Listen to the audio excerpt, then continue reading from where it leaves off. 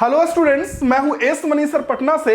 और आज का यह वीडियो क्लास 12 के स्टूडेंट्स के लिए बहुत ही इंपॉर्टेंट है, क्योंकि इस क्लास 12 फिजिक्स में जितना भी इंपॉर्टेंट फॉर्मूला है ना, सबका कंप्लीट डिटेल वीडियो बनाने जा रहा हूं। और आपको कहूंगा कि एक बार एग्जाम के पहले इस वीडियो को लास्ट तक देख लीजिए। वो इसलिए मेरे बच्चों, क्योंकि आप जब पूरे चैप्टर के फॉर्मूला को रिवीजन करते हैं ना, तो समझिए कि पूरा फिजिक्स आपका रिवीजन हो जाता है। क्योंकि फिजिक्स के हर एक चैप्टर में कुछ ना कुछ फॉर्मूलाज होते हैं, और ऐसा नहीं कि मैं बस फार्मूला दिखाऊंगा, नहीं, उसका मतलब बताऊंगा, उसमें क्या होता है, इसे फार्मूला कैसे आया, सब कुछ बताऊंगा। हां, कुछ बातें जरूर कि पहले मैं चैप्टर 1-2 क्लास 12 फिजिक्स का चैप्टर 1-2 जिसे इलेक्ट्रोस्टैटिक्स हिंदी में स्थिर वैद्युतिकी बोलते हैं, और ऑप्टिक्स जिसे प्रकाशिकी बोलते हैं, 9-10 चैप्टर इसका क्वेश्चन करवाऊंगा। मतलब 1, 2, 9, 10 पहले मैं इसका फॉर्मूला करवाऊंगा, उसके बाद मॉडर्न का करवाऊंगा। वो इसलिए ना क्योंकि जनरली जो फॉर्मूला जो पूछता है या फॉर्मूला टाइप का जो क्वेश्चन आता है, न्यूमेरिकल्स आते हैं, और वो मेरे बच्चों 1, 2, 9, 10 से आता है। और दूसरी बात कि मैंने इस वीडियो में ये ख्याल रखा है कि जब आप लोग एमसीक्यू एग्जाम देते हैं, ऑब्जेक्टिव क्वेश्चन में ना फॉर्मूला आता है। जैसे आप देखेंगे तो आपको आ जाएगा द्विध्रुव यानी डाइपोल पे लगने वाला टॉर्क, बला घूर्ण, पी क्रॉस ई, लॉरेंज बल डायरेक्टली पूछता है ऑब्जेक्टिव में। तो उन सारी चीजों को ही मैंने इन्वॉल्व किया इसमें। तो बस आराम से पढ़िए अंतिम तक, A to Z फॉर्मूला और A to Z टॉपिक इस वीडियो के बाद क्लियर हो जाएगा। हाँ मेरे बच्चों, आप क्या करिएगा कि एमिंग हाई हिंदी हम लोगों का टेलीग्राम चैनल, आप इस पे ज्वाइन हो जाइएगा। स्टेट बोर्ड का स्टूडेंट है तो aiming high Hindi Telegram channel है, इस पे ज्वाइन हो जाइएगा। हाँ, सीबीएसई वाले बच्चे एमिंग हाई पे ज्वाइन होते हैं, तो ये एमिंग हाई हिंदी चैनल, इस पे ज्वाइन हो जाइएगा। एक बात और, बीच में ना मैं व्हाट्सएप नंबर भी कहीं दे देता हूं, आप बताइएगा जरूर। और आगे बढ़ने से पहले एक प्रश्न भी कि क्या मेरे बच्चों आप लोगों को क्लास 12 फिजिक्स में कौन कौन सा क्वेश्चन कंस्ट्रक्शन से रिलेटेड इंपॉर्टेंट है? कंस्ट्रक्शन पूछता है ना, जैसे ट्रांसफार्मर का, जनरेटर का, तो कौन कौन इंपॉर्टेंट है? अगर उस पर वीडियो चाहिए तो कमेंट बॉक्स में बता दीजिए, अगला वीडियो उसी चीज पे आएगा। आप लोग बताइएगा तो जरूर। चलिए स्टार्ट करते हैं मेरे बच्चों पहला चैप्टर से। ध्यान से पढ़िए, पहला चैप्टर क्या कहा जा रहा है। देखिए पहला चैप्टर में सबसे पहला formula Q equal to n e, quantisation आवेश का क्वांटमीकरण, जिसमें कहा जाता है कि जो चार्ज उत्पन्न होता है वो E का पूर्णांक गुणज होता है, 1 गुना, 2 गुना, 3 गुना। और यहां पता होगा कि n का नंबर या तो 1 होगा, 2 होगा, 3 होगा, 4 होगा। ऐसा क्वेश्चन कैसे रहेगा?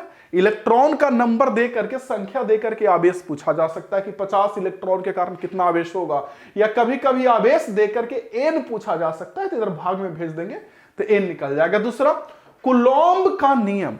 कूलॉम्ब का नियम सबको पता है कि दो आवेशों के बीच बल निकालने के लिए उपयोग करते हैं। इसको बोलते हैं K, 1/4 पाई एप्सिलॉन नॉट को K Q1 Q2 by R square. यही ना होता है, अगर हवा में दो आवेश रखा हुआ है तो उसके लिए कूलॉम्ब के नियम में K की वैल्यू 1/4 पाई एप्सिलॉन नॉट होता है, जिसका मान 9 गुना 10 का पावर 9 होता है। ठीक है, यस। और किसी और माध्यम में अगर रख दिए, अन्य माध्यम में, किसी दूसरे मीडियम में, हवा को छोड़ के, तो वहां मेरे बच्चों K का मान 1/4 pi epsilon not into epsilon R होता है, जिसकी वैल्यू 9 गुना 10 का power 9 divided by epsilon R होता है। क्वेश्चन कैसे पूछेगा? सिंपल, दो आवेश दे देगा Q1 Q2, उसके बीच दूरी दे देगा और बोलेगा वायु में रखा हुआ है तो बल निकाले। तो इसका मान आप लोगों को पता है, Q1 Q2 R पता है, इसका मान पता है ना, 9 into 10 to the power 9, put पाट करके निकाल लेंगे। ठीक, किसी अन्य माध्यम में सेम चीज देगा, बस एक एक्स्ट्रा दे देगा, रिलेटिव परमिटिविटी यानी आपेक्षिक परावैद्युतता, ये दे दिया रहेगा, तब पूछेगा कि बल कितना होगा। Q1 Q2 R से पुट पाट करके निकाल लेंगे। और तीसरा जो इंपॉर्टेंट फॉर्मूला है जिससे ऑब्जेक्टिव पूछता है, जैसे ऐसे बोलेगा कि दो आवेश के बीच हवा में बल लग रहा है इतना, फला हवा में बल लग रहा है इतना, दिया रहेगा F एयर। अब बोलेगा आपको कि इसी आवेश को किसी दूसरे माध्यम में डाल दिए हैं, जिसका रिलेटिव परमिटिविटी यानी आपेक्षिक परावैद्युतता कुछ इतना है या कुछ इतना है। जैसे मान लीजिए 80 है, जल का 80 होता है वाटर का, तो जल में डाल दिए तो कितना बल लगेगा। तो F एयर पता है, जिस नए वाले माध्यम में आवेश को डाले उसका ये पता है, अपेक्षिक परावैद्युतता, रिलेटिव परमिटिविटी, दोनों का मान रख के उस नए वाले माध्यम में लगने वाला बल निकाल लेंगे। ठीक है, अगला इसी चैप्टर में मेरे बच्चों वैद्युत क्षेत्र, बहुत इंपॉर्टेंट टॉपिक, आपको पता होना चाहिए कि बिंदु आवेश अगर हम कहीं Q रखे हैं, Q बिंदु आवेश, और इससे R दूरी पर, देखिए इस बिंदु आवेश के कारण R दूरी पर विद्युत विभव भी उत्पन्न होता है और विद्युत क्षेत्र भी। तो जो विद्युत क्षेत्र उत्पन्न होता है वो होता है K Q by R square, और के को हम लोग बोलते हो 1/4 पाई एप्सिलॉन नॉट, यानी 1/4 pi epsilon naught q by r square. तो ये बिंदु आवेश के कारण मेरे बच्चों वैद्युत क्षेत्र हुआ, इस पर न्यूमेरिकल पूछा जा सकता है या डायरेक्टली आप देखेंगे तो ऑब्जेक्टिव में क्वेश्चन आया। क्या आप लोगों ने प्रीवियस ईयर क्वेश्चन में ये ऑब्जर्व किया है कि इलेक्ट्रिक फील्ड के कारण वैद्युत क्षेत्र कभी पूछा गया? अगर ऑब्जर्व किया तो कमेंट बॉक्स में जरूर बताइएगा। इसी से तो पता चलता है कि कौन बच्चा ऐसा है ना जो सच में पढ़ना चाहता है और कौन बच्चा सच में हल्ला सिर्फ करता है पढ़ने का। यही सब चीज होता है जिससे पता चलता है। दूसरा क्वेश्चन मेरे बच्चों, E equal to F by Q या F equal to Q into E भी बोल सकते हैं। ये कब है? जब इलेक्ट्रिक फील्ड में कोई चार्ज Q रखते हैं तो इस पे जो बल लगता है F की वैल्यू Q इंटू ई के बराबर होता है। चार्ज आवेश रख देंगे, E रख देंगे, बल निकाल लेंगे। अगला वैद्युत फ्लक्स से।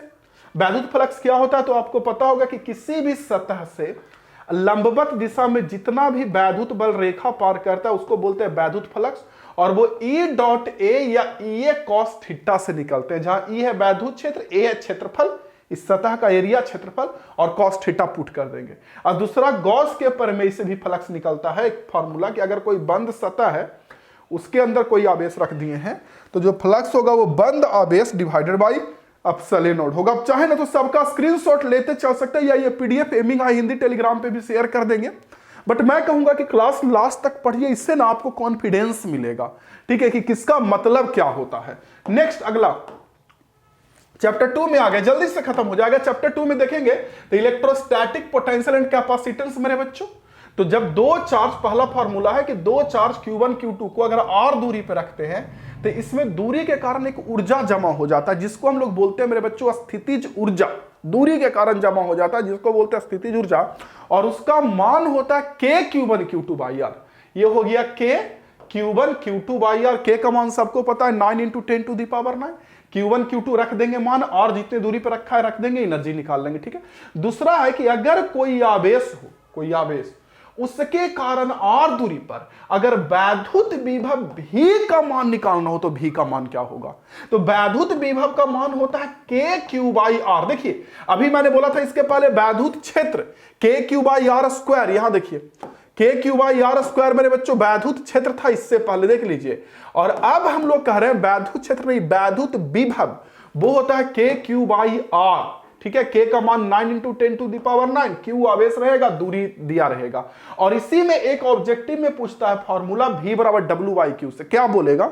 बोलेगा एक बिंदु से दूसरे बिंदु किसी आवेश, मान लीजिए 2 कूलॉम्ब आवेश को लेकर गए, तो जो W करना पड़ा, W मतलब कार्य, जो कार्य करना पड़ा वो 10 जूल का काम करना पड़ा। तो इस बिंदु और इस बिंदु के बीच जो V होगा, V मतलब विभवांतर वोल्टेज, वो कितने का होगा? तो V बराबर W बाई Q होता है। वहां देख लीजिए W की वैल्यू हो गया 10 जूल, 10 जूल का वर्क करना पड़ा। चार्ज हमारा 2 कूलॉम है, 10 बाई 2 करेंगे तो हमारा आंसर आ जाएगा सॉल्व होकर 5 वोल्ट। नेक्स्ट क्वेश्चन बच्चों आगे इसके बाद चलते हैं। अगला है डाइपोल से। देख लीजिए डाइपोल में क्या है कि आप लोग को डाइपोल तो पता होगा, विद्युत द्विध्रुव जिसे बोलते हैं, कि जितने का माइनस उतने का ही मेरे बच्चों अगर प्लस चार्ज को जब कुछ दूरी पे रखते हैं, जितने का माइनस उतने का प्लस, तो इससे बोलते हैं मेरे बच्चों वैद्युत द्विध्रुव, ठीक है। और वैद्युत द्विध्रुव होता कितना है? चार्ज इंटू उसके बीच के दूरी। अगर दूरी को d से दिखाते हैं तो Q इंटू डी। मुझे पता है कि कुछ बुद्धिजीवी लोग आएंगे और यहां पे बोलेंगे सर आपने गलत पढ़ाया, Q इंटू 2d होना चाहिए। मैं जानता हूं कि उन्होंने पढ़ा नहीं, बस उन्होंने रटा है, इसीलिए वो ऐसा बोलते हैं। मैं बता दूं कि एक्चुअली जो d होता है वो दूरी होता है। कभी कभी दूरी को 2d से भी दिखाते हैं तो 2d यूज करते हैं, कभी कभी d से दिखाते हैं तो d यूज करते हैं। क्लियर? तो ये होता है मेरे बच्चे, इस पे न्यूमेरिकल डायरेक्टली एमसीक्यू में पूछा जा चुका है। आवेश का मान देकर के, उसके बीच का दूरी का मान देकर के बोला है कि इलेक्ट्रिक डाइपोल मोमेंट यानी वैद्युत द्विध्रुव कितना होगा। अगला कि द्विध्रुव के कारण अक्षीय और निरक्षीय रेखा पर वैद्युत क्षेत्र कितने का होगा। मतलब मैं समझाता हूं, देखिए क्या कि अगर हमारे पास ये द्विध्रुव का माइनस चार्ज हो गया, ये प्लस चार्ज हो गया, और द्विध्रुव के कारण r दूरी और थीटा कोण पर मेरे बच्चों यहां पे हमको वैद्युत क्षेत्र E निकालना है। तो मेरे बच्चों ये होता है मान any point E, any point, किसी भी बिंदु पर वैद्युत क्षेत्र निकालना है तो KP बाई R की √1 + 3 cos स्क्वायर थीटा होता है। वही अगर अक्षीय रेखा पर वैद्युत क्षेत्र निकालना है, एक्सियल लाइन जिसे बोलते हैं अक्षीय रेखा, तो वो होता है 2 KP बाई R3। बहादुर लोग, K की वैल्यू वही फिर से 1/4 पाई एप्सिलॉन नॉट। और निरक्षीय रेखा पे अगर निकालना है वैद्युत क्षेत्र तो वो मेरे बच्चों होता है KP बाई R3। कुछ नहीं बच्चों, अगर आपको अक्षीय और निरक्षीय, देखिए निरक्षीय किसको बोलते हैं, जो लंबवत दिशा हो द्विध्रुव पे, अक्षीय जो उसी के दिशा में हो, ठीक है। Yes sir. अच्छा एक बात और मेरे बच्चों, मैंने आपको क्या बोला, एक बात और कि ई की अगर मैं बात करूं तो ई का ये जो फॉर्मूला होता है ना किसी बिंदु पर, इसी में थीटा 0 पुट करेंगे ना तो अक्षीय वाला फॉर्मूला आ जाएगा बच्चा लोग, और थीटा इसी में 90 पुट करेंगे तो निरक्षीय वाला फॉर्मूला आ जाएगा, ठीक है। इसी में पूछता है द्विध्रुव के कारण विभव, जो डायरेक्टली ऑब्जेक्टिव में पूछा भी जा चुका है, विभव भी का मान, तो भी जो होता है बच्चों वो होता है kp cos theta by r square. किसी भी जगह पे यहां निकालना है भी का मान, थीटा कोण और केंद्र से आर दूरी पर, तो kp cos theta by r square, ठीक है। यस। अब इसी में थीटा अगर 0 डिग्री पुट कर देंगे तो अक्षीय पर निकल जाएगा, जैसे भी अक्षीय या एक्सियल बोल लीजिए इंग्लिश में जो भी, तो द्विध्रुव के कारण अक्षीय पे निकालेंगे तो cos 0 पुट करेंगे, cos 0 1 होता है, तो कितना आ जाएगा kp बाई आर स्क्वायर आ जाएगा ना। और वहीं अगर निरक्षीय पे निकालेंगे मेरे बच्चों, यहां निरक्षीय पे तो 90 पुट करेंगे और cos 90 पुट करेंगे इक्वेटोरियल लाइन पे, तो cos 90 होता है 0, तो विभव हो जाएगा 0। तो डायरेक्टली पूछे हुए बोर्ड में कि इलेक्ट्रिक डायपोल द्विध्रुव के कारण निरक्षीय रेखा पर कितना होता है विभव, पूछे हुए है। अगला ये 2-3 फॉर्मूला द्विध्रुव का बहुत इंपॉर्टेंट है। जैसे द्विध्रुव को अगर बाहरी विद्युत क्षेत्र में रखते हैं तो जो टॉर्क लगता है पी क्रॉस ई का, इसका मान भी लिख सकते हैं मेरे बच्चों P sine theta, P cross E मतलब पी साइन थीटा। ऊर्जा जो होता है माइनस पी डॉट ई का, बाहरी विद्युत क्षेत्र में जब द्विध्रुव को रखते हैं तो उस पर बल आघूर्ण लगता है यानी टॉर्क लगता है, तो टॉर्क तो मैंने बोला पी क्रॉस ई, और उसका जो ऊर्जा होता है वो माइनस पी डॉट ई यानी minus P E cos theta ऊर्जा। और अगर थीटा 1 कोण से थीटा 2 कोण तक घुमाते हैं तो घुमाने में जो काम करना पड़ता है, जैसे डायपोल कुछ ऐसे देखिए बाहरी वैद्युत क्षेत्र है, ठीक, इसमें आपने द्विध्रुव को रखा मान लीजिए थीटा 1 कोण पे, इसके साथ थीटा 1 कोण पे, और थीटा 1 से ऐसे घुमा के आपने थीटा 2 तक लेके गया, तो जो काम करना पड़ेगा pe cos theta 1 minus cos theta 2। Clear बच्चों, थीटा 1 का मान रखेंगे, थीटा 2 का मान रखेंगे, पुट पाट करके निकाल लेंगे। नेक्स्ट क्वेश्चन आगे।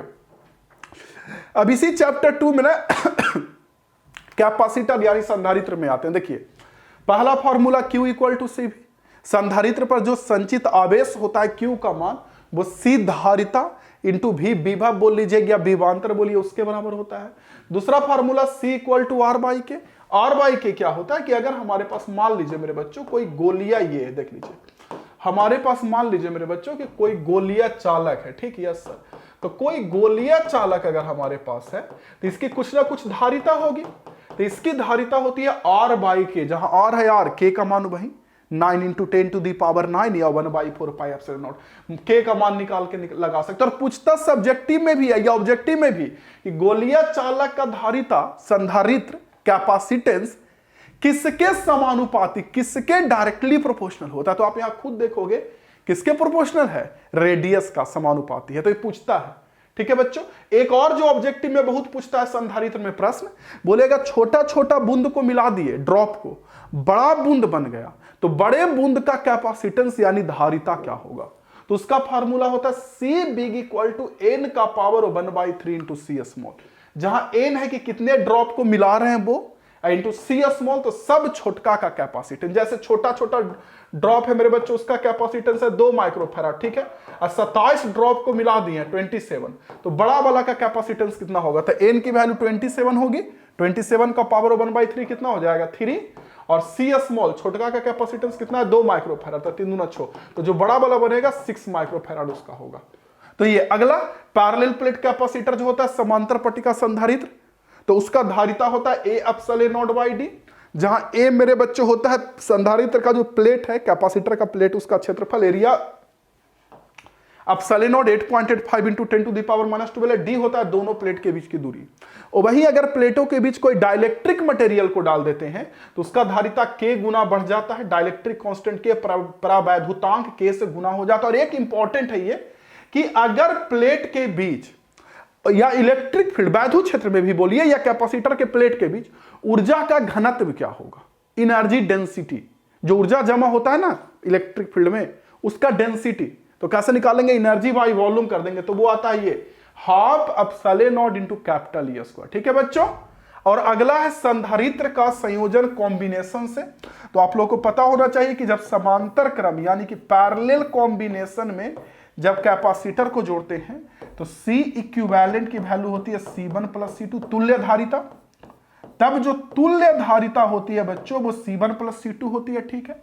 और वहीं अगर सीरीज में जोड़ते हैं बच्चों, ऐसे देखो सीरीज में ऐसे करके, जिसको बोलते हैं श्रेणी क्रम में जोड़ते हैं, तो यहां निकलता है 1/C equivalent equal to 1/C1 plus 1/C2 दो रहेगा, तो इतना तक करेंगे। इसको सॉल्व कर लेंगे तो C इक्विवेलेंट की वैल्यू सॉल्व करने के बाद आ जाएगा C1 C2 divided by C1 plus C2। तो ये हो गया मेरे बच्चों चैप्टर 2 की पूरी कहानी। ओके, चैप्टर 1 हो गया, चैप्टर 2। अब आते हैं ऑप्टिक्स में, रे ऑप्टिक्स में, ठीक है। चैप्टर 9 में देखिए, चैप्टर 9 का पहला क्वेश्चन अपवर्तनांक यानी रिफ्रैक्टिव इंडेक्स से रिलेटेड है।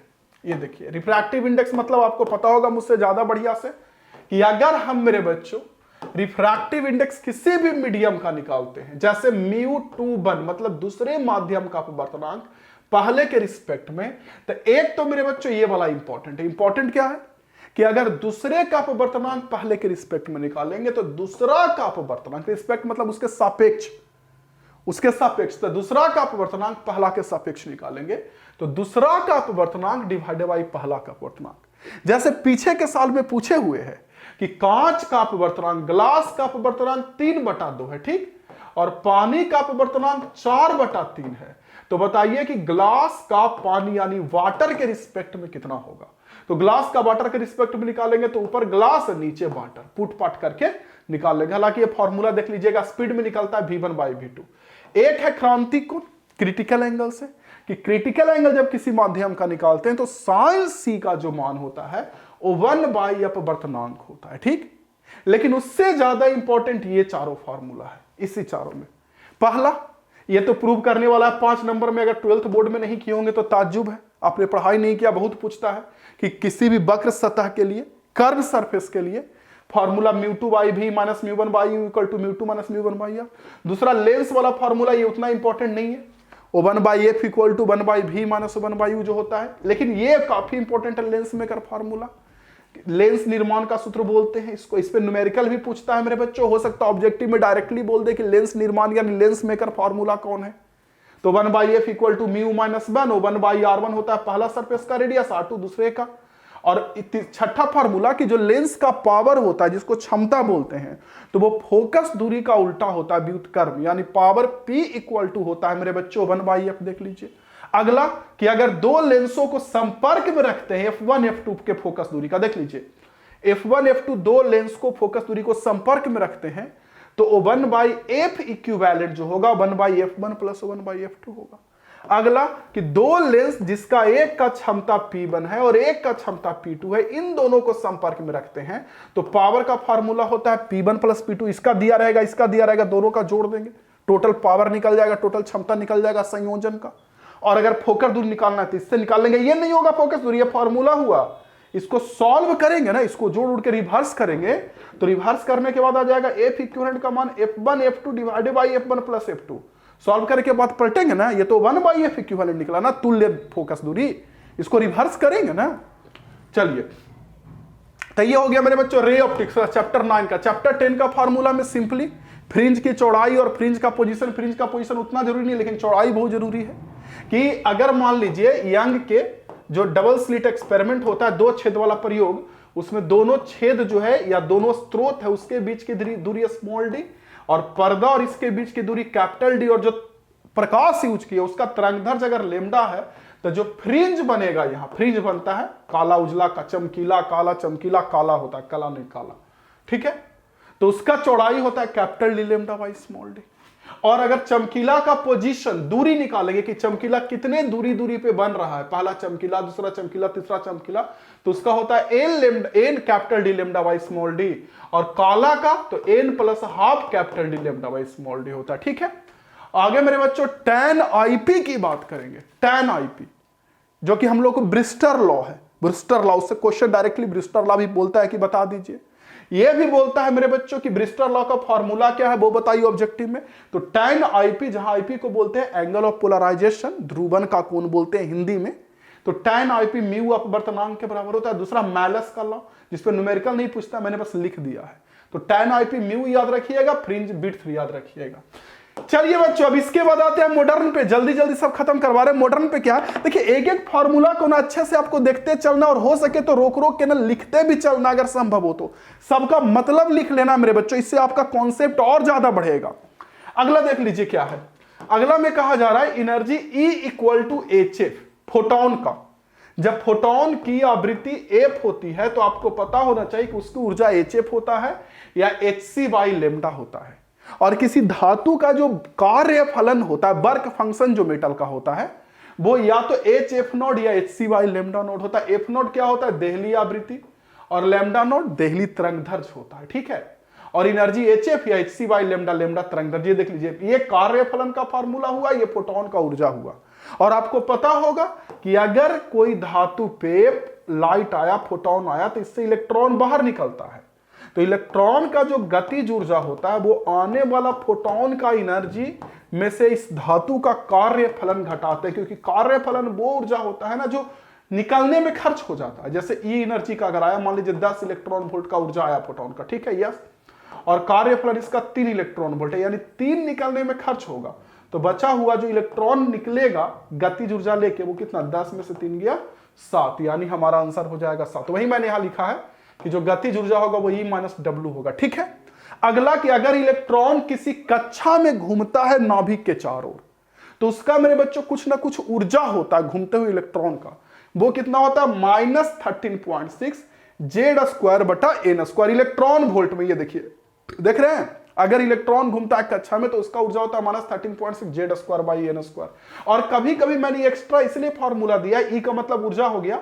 कभी कभी जानते हैं क्या पूछता है, जेड तो आप रख लेंगे मान परमाणु संख्या, एन भी रख लेंगे कि कितना नंबर ऑर्बिट, कितना नंबर पूछ रहा है, पहला ऑर्बिट या दूसरा ऑर्बिट या तीसरा ऑर्बिट, जो कक्षा बोलते हैं, पहला कक्षा, दूसरा कक्षा, तीसरा कक्षा।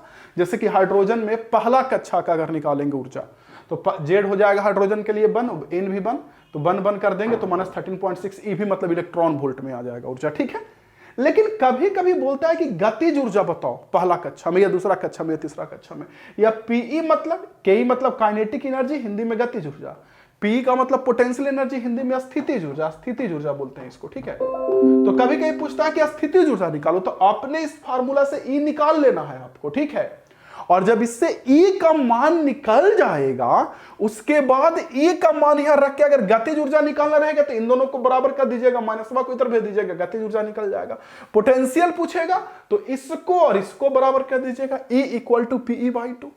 तो ई का मान वहां से निकाल लीजिएगा। जैसे बोलेगा कि पचमा कक्षा में, पचमा ऑर्बिट में इलेक्ट्रॉन का पोटेंशियल एनर्जी यानी स्थितिज ऊर्जा क्या होगा, तो कुछ नहीं है, पहले ई निकाल देंगे, ई मतलब कुल ऊर्जा हो गया, ठीक है, कुल ऊर्जा निकल जाएगा।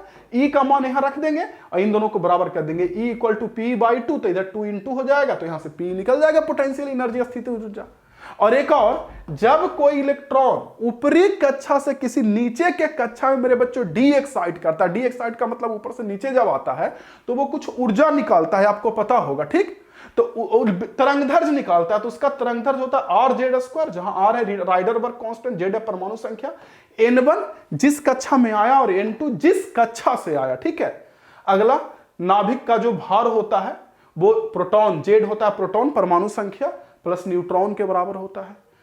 अगर नाभिक का जो रेडियस होता है त्रिज्या, वो R का मान R0 इंटू उसका जो भार होता है नाभिक का भार और डिवाइडेड का पावर 1/3 होता है, R equal to R0 into A का पावर 1/3। तो यहां से इसमें बस रेशियो वाला क्वेश्चन पूछता, अनुपात वाला, बोलेगा कि एक का परमाणु भार 27 है, एक नाभिक का, एक का 125 है, तो बताइए दोनों का त्रिज्या का अनुपात कितना होगा। तो दोनों का एक में 27 रखेंगे, एक में 125 रखेंगे, 27 का पावर 1/3 3, 125 का पावर 1/3 5, और दोनों का रख के काट देंगे तो R0 से R0 कट जाएगा, दोनों की त्रिज्या का अनुपात निकल जाएगा। अगला मेरे बच्चों, अगला देख लीजिए कि अगर R ऊंचाई का कोई टावर गढ़ते हैं ना, तो ये जो टावर जो सिग्नल भेजता है उसका रेंज कितना होता है, R नहीं, H ऊंचाई का, H ऊंचाई का कोई टावर गढ़ते हैं तो उसका जो रेंज आता है √2HR होता है, जहां 2 हो गया 2, H का मतलब टावर का हाइट और R का मतलब पृथ्वी का त्रिज्या, √2HR, 2 हो गया 2, H का मतलब मेरे बच्चों हो गया हाइट और R का मतलब हो गया पृथ्वी का त्रिज्या। एच हो गया टावर का हाइट, ठीक है। चलिए 6, 7, 9 चैप्टर इसीलिए एक साथ जोड़े हैं क्योंकि इतना मॉडर्न के बाद अगर कोई इंपॉर्टेंट चैप्टर जिससे क्वेश्चन पूछता है फॉर्मूला टाइप का ऑब्जेक्टिव सेफ्टी में, तो वो एसी चैप्टर, एसी से बहुत पूछता है।